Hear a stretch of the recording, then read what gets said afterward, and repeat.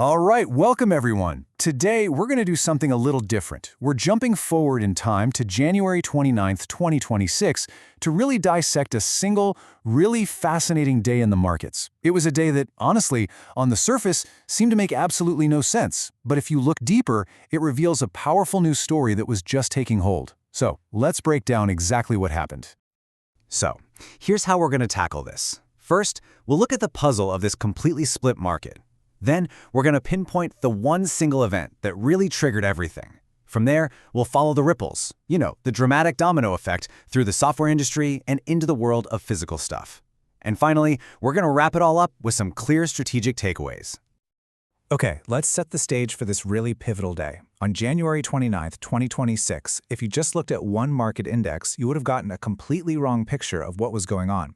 The real story wasn't about the market as a whole. No, it was about this deep, dramatic split that was happening just beneath the surface. And here is that split, plain as day. The tech-heavy Nasdaq got absolutely hammered, dropping a pretty significant 1.6%.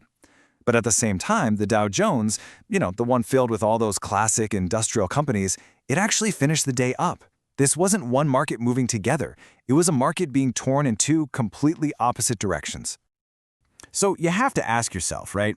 What on earth could be powerful enough to just cleave the market in two like this? Well, the answer, as we're about to see, boils down to a really fundamental shift in how investors were thinking about the promise versus the actual reality of artificial intelligence.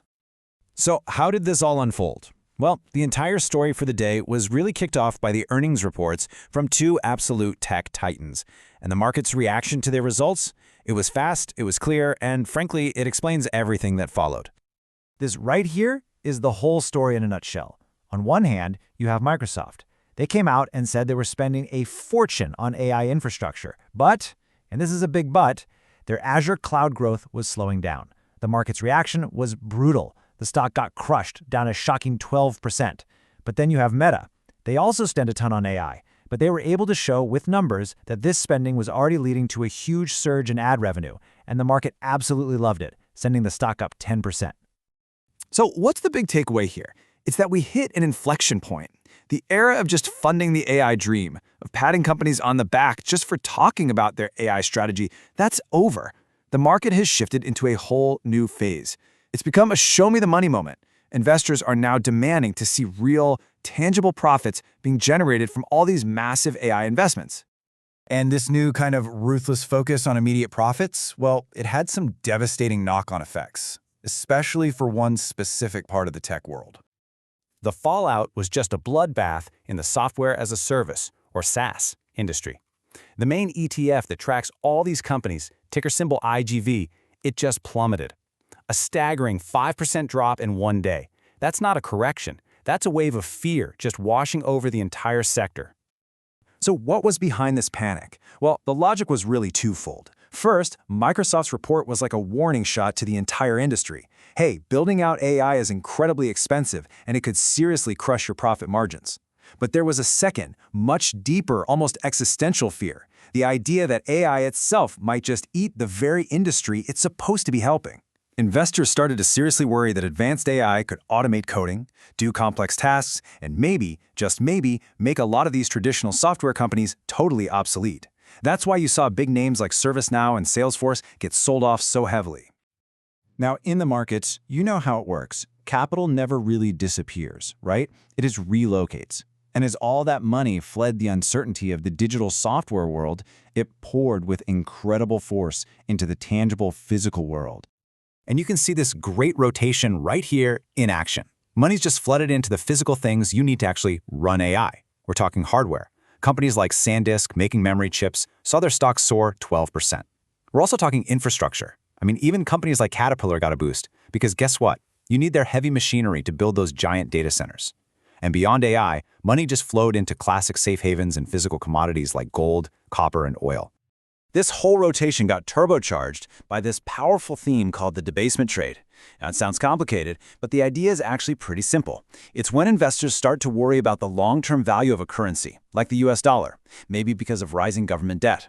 When that fear kicks in, they run to tangible assets that a government can't just print more of, stuff you can physically hold. That fear made physical things even more attractive on this particular day. And, wow, if you want proof of this preference for the physical, look no further than this comparison. Bitcoin, the asset people love to call digital gold, completely failed its test as a safe haven. It dropped 6%, moving right in lockstep with all the other risky tech stocks. Meanwhile, actual physical gold? It surged to a new record high. It proved to be the true store of value for investors who were running from all the uncertainty. Okay, so we've seen the split, we know the cause, we've traced the rotation of money, but what does this all actually mean for you as an investor? How are you supposed to think about strategy in this new, divided market? Well, to understand the strategy, you've got to look at the bigger economic picture. And frankly, it's pretty complicated. On one hand, you've got a really strong job market, which means the Federal Reserve has very little reason to cut interest rates. That can be tough for stocks. On the other hand, a widening trade deficit. That adds a whole other layer of concern about long-term growth. This messy picture helps explain why investors were so quick to jump on clear winners and run to safe haven. And this day's performance within the S&P 500, it perfectly tells the story. The clear winners were communication services, which was lifted almost entirely by that 10% surge from Meta, and then you had the physical asset sectors like energy and industrials. And the clear loser, technology, which got dragged down into the mud by that 5% massacre in software stocks. So this new reality seems to point towards two very different strategic paths. The aggressive approach would be to lean right into this physical AI theme. You'd focus on things like semiconductors, maybe through an ETF like SMH. The main risk there, though, is that these stocks have already had a huge run and could be pretty overvalued. The more defensive play would be to hedge against all this uncertainty and inflation with an asset like gold, using an ETF like GLD. The biggest risk to that strategy would be if we suddenly saw a sharp rise in real interest rates, because that would make gold, which pays no yield, a lot less attractive. Ultimately, the market on January 29th sent a message that was powerful and just unmistakable. The AI revolution isn't some distant promise anymore. It's here, right now, and it's creating very clear winners and very clear losers. So the crucial question for all of us has shifted. It's no longer if AI will change the world, it's how, precisely, is it going to make money. The market is demanding an answer, and you've got to decide if your portfolio is positioned for the new reality.